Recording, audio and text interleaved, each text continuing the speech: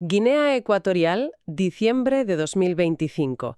Hoy analizamos la tasa de inflación nacional, las grandes diferencias de precios entre las principales ciudades y, bueno, lo que estos datos revelan sobre la economía del país.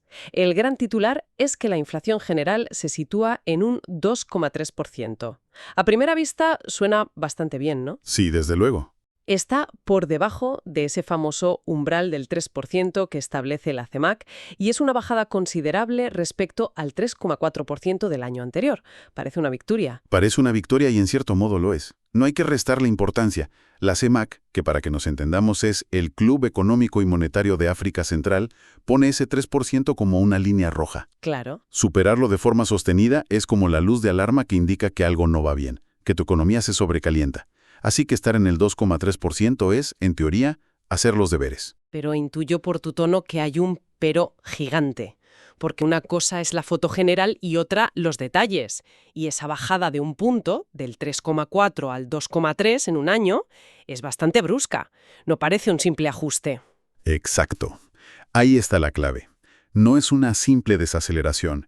Sugiere que el motor que empujaba los precios en 2024 se ha agripado, o más bien que ha sido sustituido por otro completamente diferente en 2025. Ah, o sea que las razones han cambiado. Por completo. Los precios siguen subiendo, pero las razones detrás de esa subida han dado un vuelco.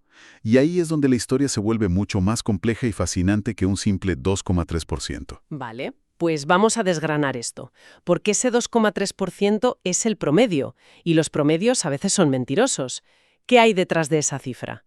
Si le preguntamos a la gente en la calle, ¿qué es lo que más les está costando pagar? Pues si miramos el desglose a nivel nacional, hay 5 grupos que tiran del carro de la inflación. El campeón indiscutible es el transporte, que ha subido un 5,4%.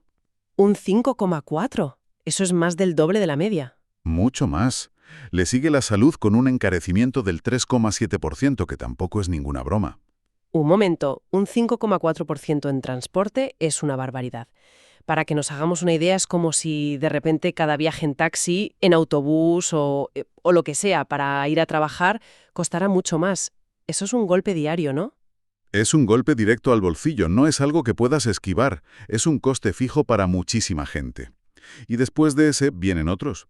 En tercer lugar, restaurantes y hoteles, con un 3,3%. Ajá. Le siguen las bebidas alcohólicas y el tabaco, con un 2,8%. Y en último lugar de este top 5, y aquí viene la primera gran sorpresa, los productos alimenticios y las bebidas no alcohólicas, que solo suben un 1,1%. Espera, ¿cómo? ¿Solo un 1,1%? ¿La comida? Eso choca frontalmente con la percepción que suele tener la gente. Lo primero que se nota es la cesta de la compra. ¿Cómo es posible que sea lo que menos sube? Aquí es donde se pone realmente interesante, porque ese 1,1% es una media que esconde realidades, bueno, totalmente opuestas. Es un espejismo estadístico. A ver, explícame eso. Si abrimos esa cesta de la compra, vemos que el diablo está en los detalles. La carne de cebú, por ejemplo, ha subido un 8,1%. Un 8,1%. Sí. Los cereales, un 4,3%.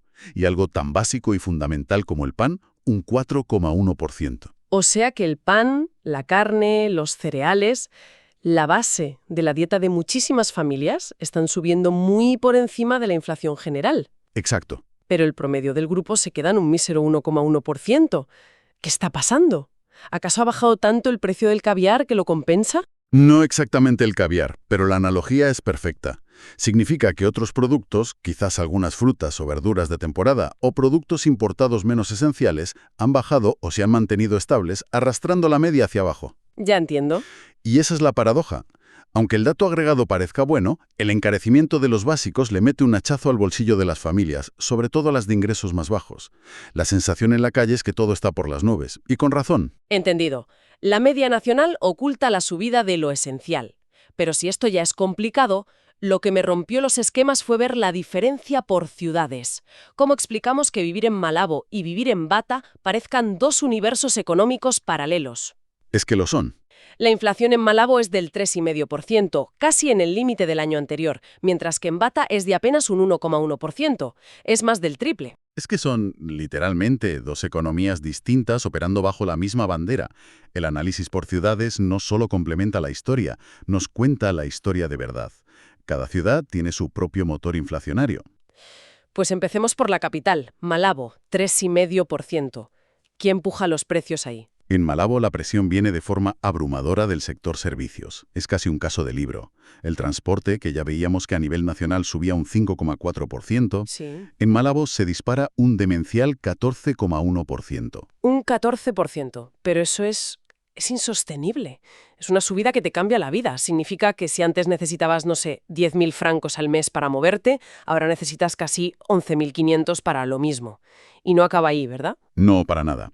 El otro gran motor en Malabo son los restaurantes y hoteles, que suben un 7,3%. Uf. Todo esto nos pinta el cuadro de una economía en la capital muy centrada en los servicios, donde la demanda, o quizá los costes, están empujando los precios a un ritmo muy superior al del resto del país. Y mientras Malabo arde, económicamente hablando, nos vamos a Bata, en la parte continental, y nos encontramos con un 1,1%. Es casi estabilidad. Allí no usan coches, ni van a restaurantes. Sí que los usan, pero la presión es mucho menor. En Bata, la inflación es más moderada y su origen es más, digamos, tradicional. ¿A qué te refieres? Está impulsada principalmente por los alimentos, que suben un 1,9%, y las bebidas un 3,5%. No existe esa presión brutal sobre los servicios que vemos en la capital. La economía de Bata parece más anclada en el consumo de bienes. Y luego tenemos los casos intermedios, que son casi más curiosos. Ebibellín, por ejemplo, tiene una inflación del 2,3%, clavada a la media nacional. Sí, uno pensaría que es la ciudad promedio. Pero cuando miras que sube, la historia es otra vez diferente. Totalmente. En Evivain, el principal culpable no es ni el transporte ni la comida. Es el grupo de viviendas, agua, electricidad y gas, que sube un 7,7%. Anda. ¿Y eso qué puede significar? ¿Una subida de tarifas eléctricas? ¿Un boom inmobiliario local? Podría ser cualquiera de esas cosas. Podría indicar una actualización de las tarifas de servicios públicos que ha afectado más a esa región, o una presión específica en el mercado de la vivienda local. Es un recordatorio de que las políticas nacionales no afectan a todos por igual. Claro, alguien en Evivain está más preocupado por la factura de la luz que por el taxi. Fascinante. Y para rematar, Mongomo, con un 2%. ¿Cuál es su historia? Pues Mongomo es una especie de Malabo en miniatura. Aunque su inflación total es baja, su principal motor es, de nuevo, el sector servicios. El grupo de restaurantes y hoteles es el que más sube, con un impresionante 11,6%. ¿Un 11,6%? Eso es incluso más que en Malabo. ¿Pero qué está pasando en Mongomo? ¿Se ha convertido de repente en un destino turístico o qué? Podría ser un dinamismo muy localizado. Quizás la apertura de un gran hotel, la celebración de eventos.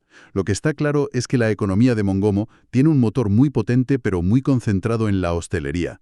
Entonces el resumen es que no hay una inflación. Hay, como mínimo, 4 historias económicas distintas. La de Malabo y el transporte, la de Bata y la comida, la de Ebibellín y las facturas, y la de Mongomo y su boom hostelero.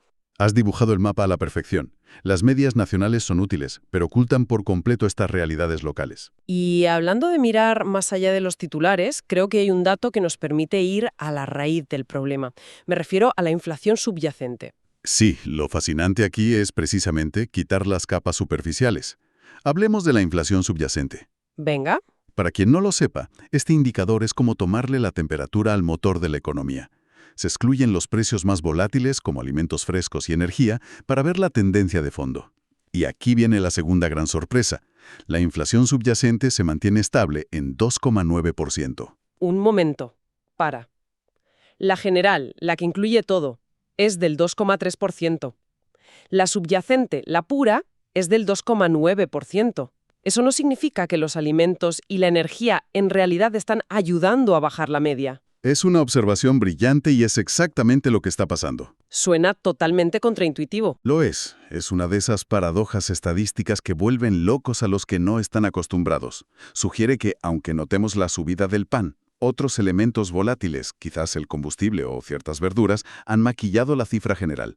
La verdadera presión, la estructural, la que viene del núcleo de la economía, es más alta de lo que parece. El motor está más caliente de lo que indica el salpicadero. Esa es la metáfora perfecta. Vale. Esto ya es un cambio de perspectiva importante. Pero creo que el giro de guión definitivo viene cuando analizamos de dónde vienen los productos, si son de aquí o si son de fuera. Ahí es donde se produce el terremoto.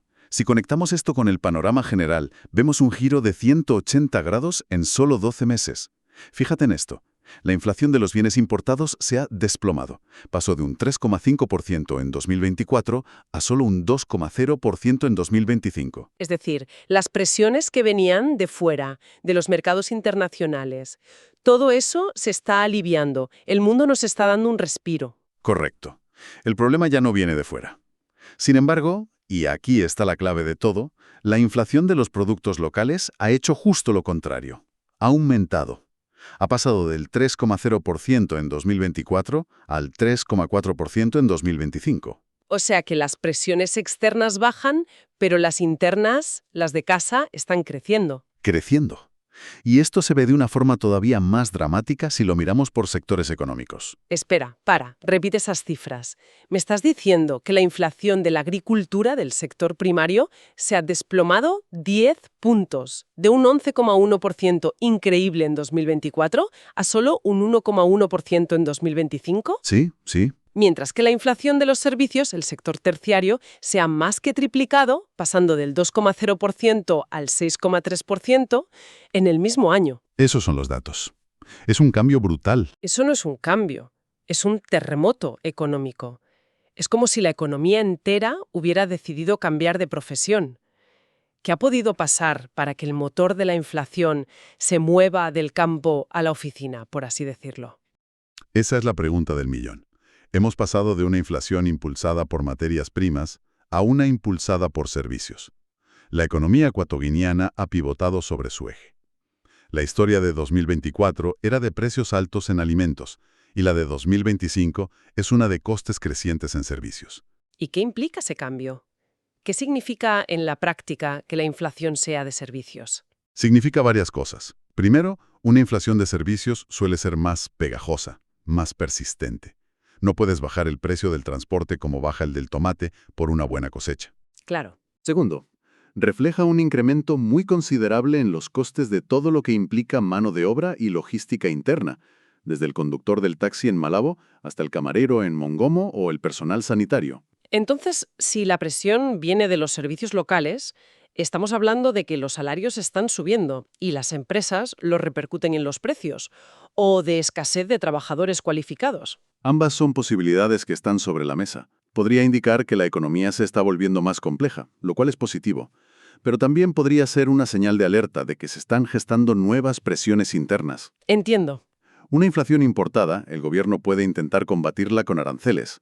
Pero una inflación interna, generada por los propios costes laborales del país, es un desafío mucho más profundo. Es como si el problema hubiera dejado de estar en la frontera para instalarse en el corazón del mercado laboral y empresarial. Has dado en el clavo. La presión ya no está tanto en lo que se cosecha o se importa, sino en el coste de la mano de obra y la logística para prestar un servicio. Bueno, creo que el panorama ha quedado mucho más claro.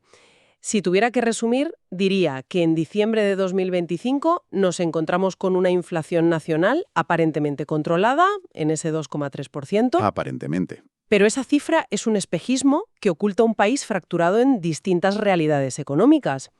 Y más importante, un cambio estructural profundísimo. La economía ha dejado de sufrir por los precios de fuera para empezar a generar su propia inflación desde dentro, desde el sector servicios. Es el resumen perfecto. La naturaleza del desafío ha mutado por completo. El foco de atención debería desplazarse de los puertos y las fronteras hacia el mercado interno de servicios, el mercado laboral. Ahí es donde se está jugando la partida ahora mismo. Lo que nos deja una pregunta final en el aire. Exacto. Y esto nos deja con una pregunta para la reflexión. Si la inflación interna y de servicios está en alza, mientras la externa se modera, y sabiendo que la subyacente es más alta que la general, ¿podría ser todo esto un indicio temprano de presiones salariales significativas o de cambios en la productividad dentro de la economía ecuatoguineana que aún no se reflejan en los grandes titulares?